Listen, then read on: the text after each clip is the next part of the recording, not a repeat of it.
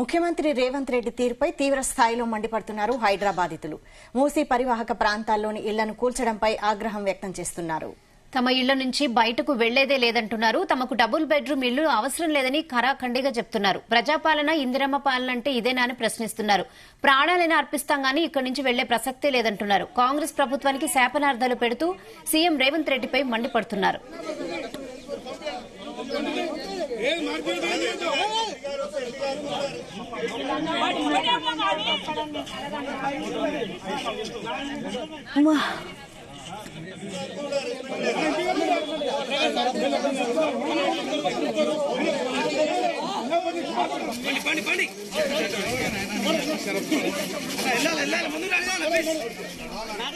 హైడ్రా బాధితుల కోసం కొత్తపేటలోని గణేష్ నగర్ లో మల్కాజ్గిరి ఎంపీ ఈటెల రాజేందర్ ధర్నాకు దిగారు. ఈటెలను చూసి బాధితులు బోరున విలిపించారు. బాధితుల వివరాలు అడిగి తెలుసుకున్న ఈటెల హైడ్రా కూల్చివేతలపై ఆగ్రహం వ్యక్తం చేశారు.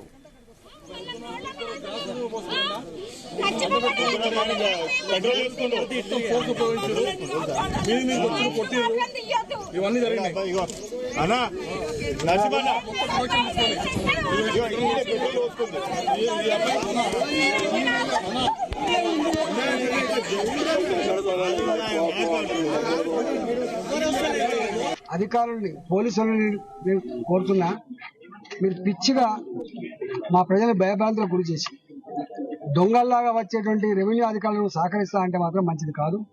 మీరు అర్థం చేసుకోమని చెప్పు. మేము చట్టం మీద నమ్మకం ఉన్న వాళ్ళం, బాధ్యత కలిగిన పౌరులుగా మేము చెప్తా ఉన్నాం. మీరు మర్యాదగా ఇక్కడి నుంచి వెళ్ళిపోండి. మీరేమైనా ఉంటే మాతో మాట్లాడండి, మీ ఆఫీసులో పిలవండి, మా కార్పొరేట్లో వస్తాం.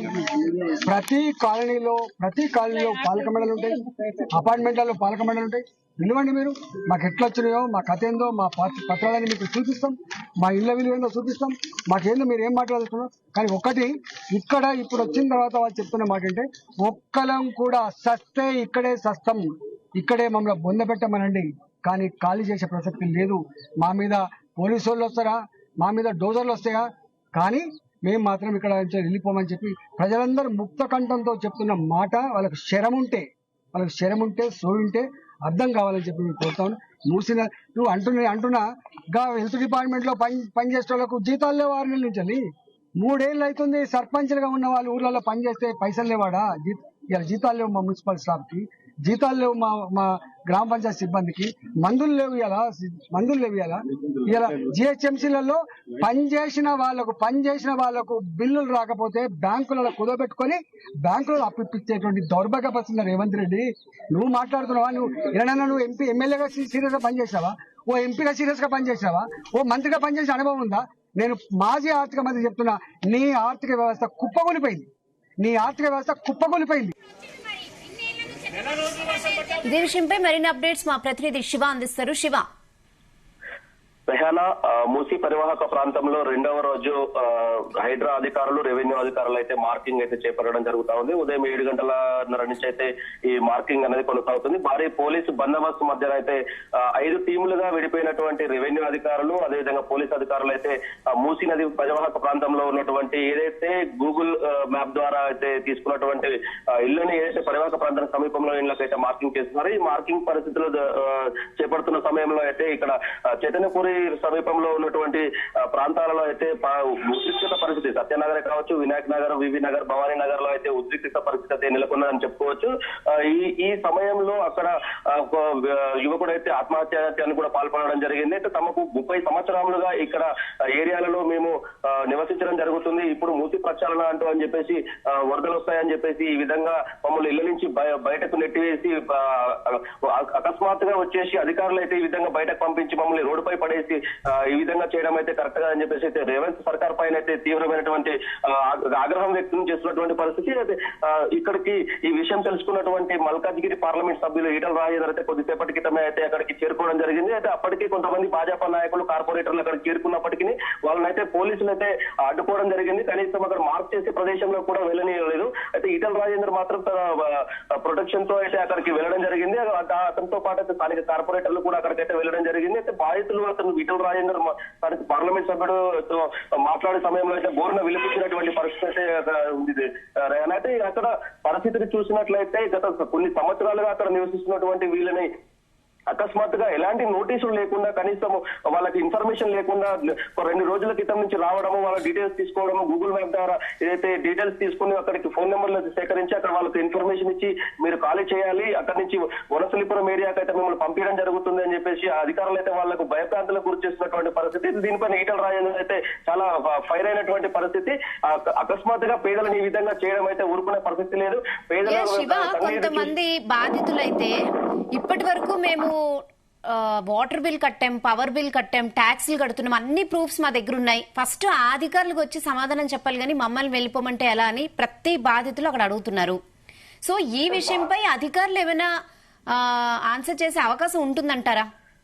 బాధితులు గత 30 సంవత్సరాలు గతంలో ఉన్నటువంటి ప్రభుత్వాలు ఏవైతే ఉన్నాయో గత 30 సంవత్సరాలుగా మేము పేద ప్రజలమై ఉండి వివిధ ప్రాంతాల జిల్లాలు ఇతర జిల్లాల నుంచి వచ్చి ఇక్కడ మేము గుడిసెలు వేసుకొని మేము కూలి పని చేసుకుంటూ కొన్ని డబ్బులు సమకూర్చుకొని మేము ఏదైతే ఇల్లు కట్టుకోవడం జరిగింది.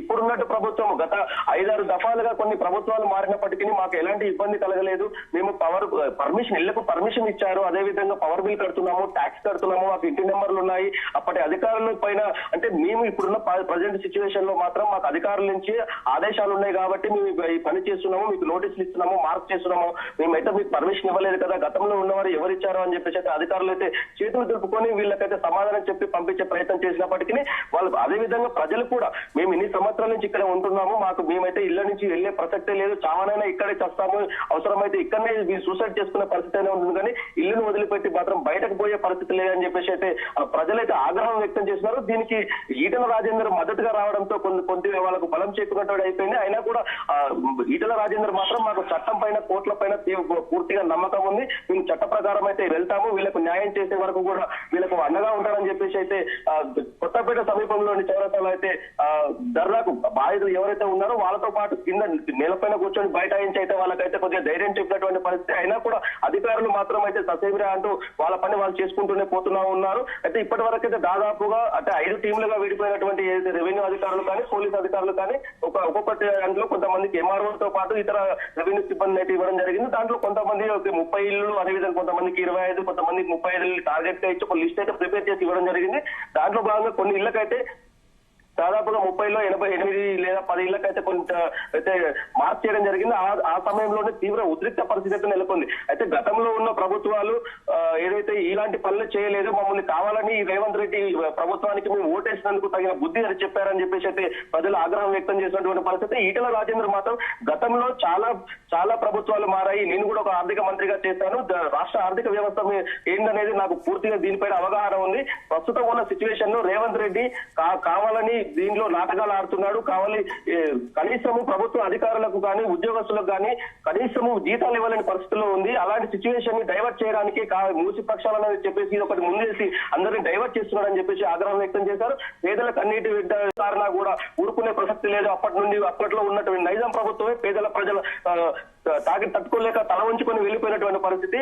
దీంట్లో పేదల పక్షాన ప్రతి సమయంలో ఉంటారని చెప్పేసి ఈటల రాజేందర్ చెప్పుకోవాల్సిన పరిస్థితి. అయితే కొంతమంది అక్కడి నుంచి పంపించాడు. నేనైతే నిన్న సాయంత్రం 6 గంటల 7 గంటల ప్రాంతంలో అదే చైతన్యపురి భవానీ నగర్ నుంచి కొంతమంది ఫ్యామిలీలను DCM లో ఎక్కించి వనసలిపురం ఏరియాకు కూడా పంపించడం జరిగింది, డబుల్ బెడ్రూమ్లు ఇస్తామని చెప్పేసి.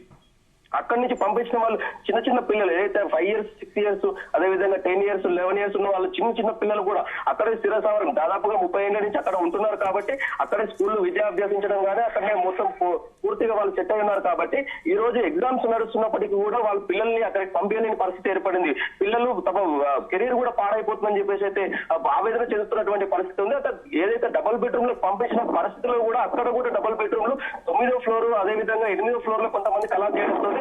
లిఫ్ట్ లేక 9 ఫ్లోర్ల వరకు కూడా వాళ్ళకి తీసుకొచ్చినటువంటి సామాన్లు అక్కడ ఎక్కి భుజాల పైన మోసుకొని పోయి తీవ్ర ఇబ్బందులు అయితే ఎదుర్కొన్నటువంటి పరిస్థితి. కనీసం తాగడానికి కూడా మంచినీళ్ళు లేక వాటర్ బాటిల్ 30 రూపాయలు 50 రూపాయలు పెట్టి వాటర్ బాటిల్ కొనుక్కొని వాటర్ తాగే పరిస్థితి ఉందని చెప్పేసి కనీసం వాష్రూమ్ వెళ్ళడానికి కూడా యూటిలైజ్ చేసుకోవడానికి వాటర్ కూడా లేవని చెప్పేసి తీవ్ర ఆవేదన వ్యక్తం చేస్తున్నారు. అయితే ఒక పాప జిల్లా లెవెల్లో కబడ్డీ ఆడడానికి కూడా ఎంపికైనటువంటి పాప కూడా తన కెరీర్ ని లాస్ అయిందని చెప్పేసి అయితే ఆవేదన వ్యక్తం చేసి పూర్తిగా చూసుకున్నట్లయితే అధికారులు ఏదైతే మొత్తానికి చూసుకున్నట్లయితే కనీసము అవగాహన లేకుండా ముందస్తుగా తమకు ఎలాంటి నోటీసులు లేకుండా కనీసం ఇంటిమేషన్ లేకుండా ఏదైనా ఒక ప్లాన్ ప్రకారం వెళ్తే బాగుంటుంది, సడన్ గా వచ్చేసి ఇట్లా రోడ్ల పైన బతుకులని రోడ్ల పైన పడేస్తే మా పరిస్థితి ఏంటని చెప్పేసి తీవ్ర దుమారం అయితే రేవంత్ సర్కార్ పైన తీవ్ర దుమారం లేపుతున్నారు. Rehana okay Shiva, thanks for the updates.